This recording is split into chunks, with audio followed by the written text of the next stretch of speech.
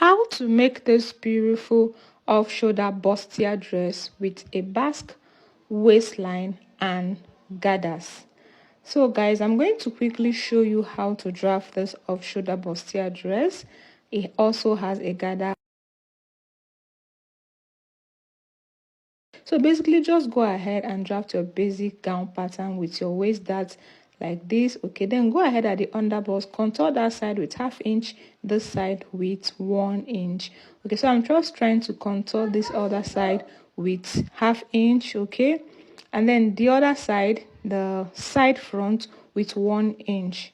Then go ahead and connect it from the underbust like this to the waistline. Just bring down the dart leg from the underbust to the waistline like this. I'm just trying to bring down the dart leg. Okay, this is it. I'm done with that. Then go ahead from your shoulder, mark about 6 inches, depending on where you want it, how low you want your chest line to be. Okay, so just mark about 6 to 7 inches. All right, then connect it like this. This becomes your new chest line. Then connect your dart from your bust to the new line that you just marked at the upper chest or the chest line. Okay, then go ahead and tighten it with 1/2 inch on both sides.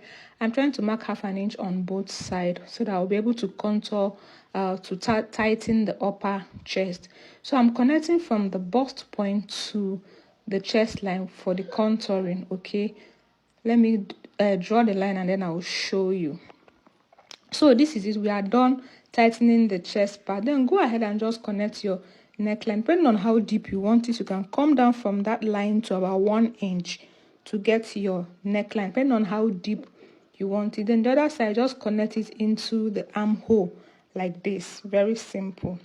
Then come down at your lower waist like this for the basque effect. Just come down from your lower waist like this down to around your hip, but it won't get to your hip at all. Okay, just connect it like this, as you can see. Then go ahead and just cut out the basque effect that you just made.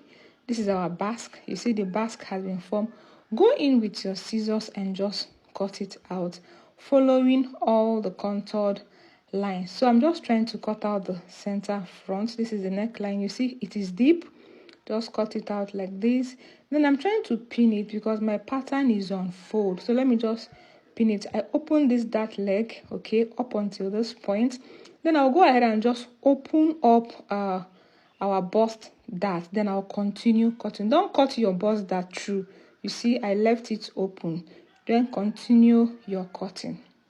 So if you want this cloth to have a yoke, you can just cut it on that chest line. You can use that upper one as the yoke. So I'm going ahead and cutting out the armhole just as you saw me doing. So I'm opening it up so that you will see this is the center front. You see how fine it is, guys.